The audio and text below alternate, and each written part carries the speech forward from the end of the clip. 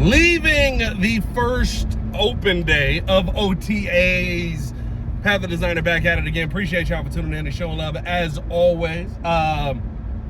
Takeaways from the first day. We'll talk about everything in depth tonight. Tonight on the show, as it's going to be me.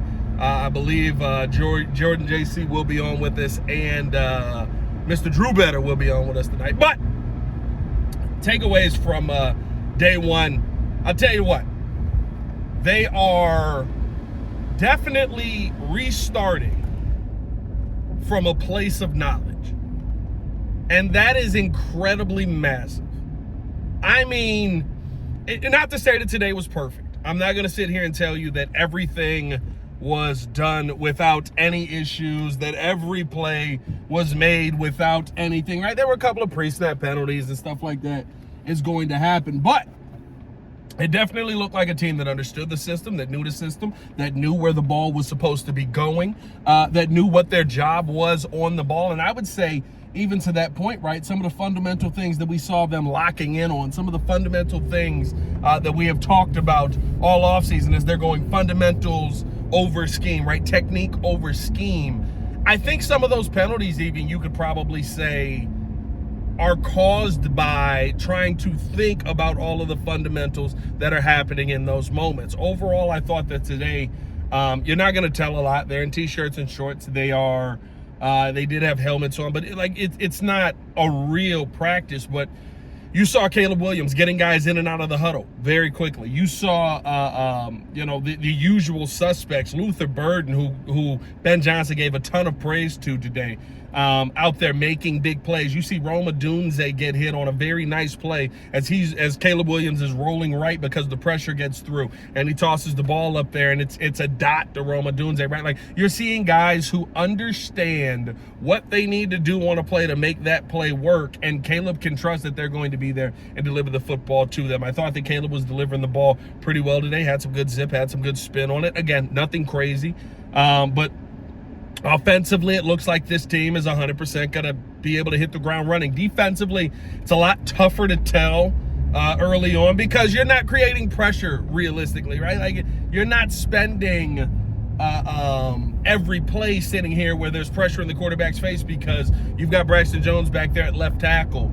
Although Austin Booker did beat him on a nice play outside that would have been a sack. I believe Tyson Bagent was in on that one. But it's very difficult to tell from the defensive standpoint what they're going to be able to do, what they are doing already, because you don't have that frontline pressure. It was good to see. We saw Kobe White out there. We got a chance to see Jalen Johnson out there. Both were here. Did not see Malik Muhammad today. Now, again, this is all voluntary, but did not see him out there. So I don't know if that is something was already planned, or there was something specifically on this day, or if he got banged up yesterday. I don't know what that was, but Malik Muhammad was not out there. But overall, I thought day two of OTAs, very early on in this process, was a pretty smooth day. And as somebody who's been here to cover probably the last four last four training camps and OTAs and things like that. That's not something that you can say this early on. That's not something that we have said this early on. That's not something that we have talked about early on in the season, right? So it's exciting to see the Chicago Bears hitting the ground, actually running offensively. I said at one point today, because I will say the one thing that was kind of pretty continuously on display, I guess, if you're going to have an issue with anything, if you're going to say that, that this guy's fighting for his job and maybe you would have hoped to see a little bit better, I thought that Tyreek Stevenson was getting absolutely torched on a pretty consistent basis.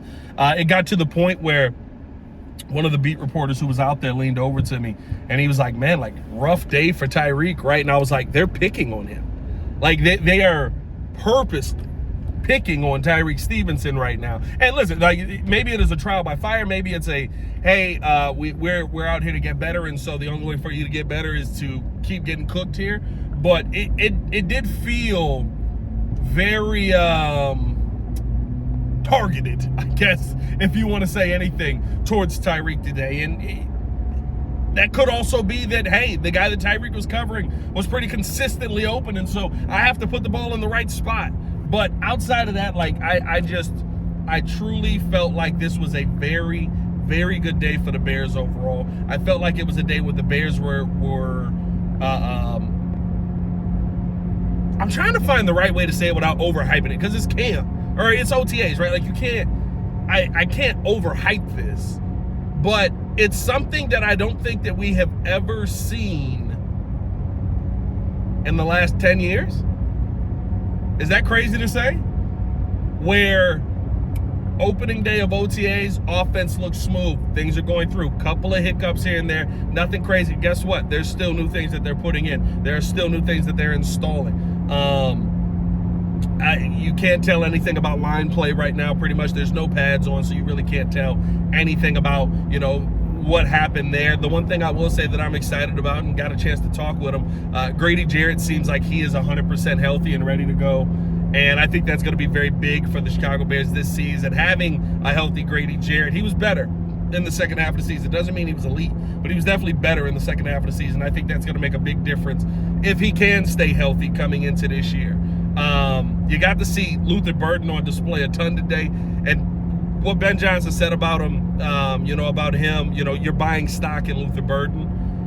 Well, you could see it in how they're running the plays, how they're running routes, how they're getting him open, how they're getting him opportunities. You can see that they are not only buying stock in Luther Burden in words, but in actions as well. And Luther, very down to earth, very to the point. He's like, I'm not sitting here doing the whole press game with y'all where y'all ask me a question, I give you this long-winded answer that means absolutely nothing. I'm going to go out there, I'm going to do my job, I'm going to be explosive, I'm going to dominate, I'm going to cook. It is what it is, ball up top. So, to me, I think that, the differences this year and this is the only way that I'm engaging. How do you look this year versus how you looked at this time last year? This time last year, they couldn't break the huddle. This time last year, they couldn't get out of the huddle. Not only at this point this year are they getting out of the huddle, getting to the line, getting set, getting everybody ready. They're doing kills, they're doing checks. Everybody knows where they're supposed to go. You see guys rotating over. I can't wait for what this team is going to look like after a year of continuity. That may be the most exciting thing that I have to take away from today is a year of continuity with a real head coach, with a real offensive guy, with a real coaching staff in place. Looks like it is going to do wonders for the Chicago Bears this coming camp, this coming training camp, this OTAs. And, listen, next week we get another day. June 3rd, we'll be back out there for a chance to see them again. But, boy, I'm excited.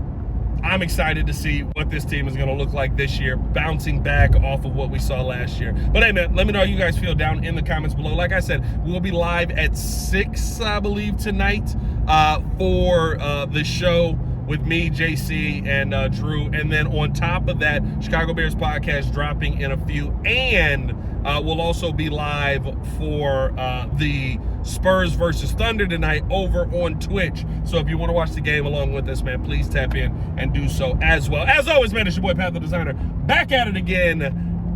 We're back because I am giving you the off-season car videos again. That's what we're doing, ladies and gentlemen. Y'all stay safe out there, Chicago. By the way, it's on a hands-free setup for everybody like, Pat, don't do this.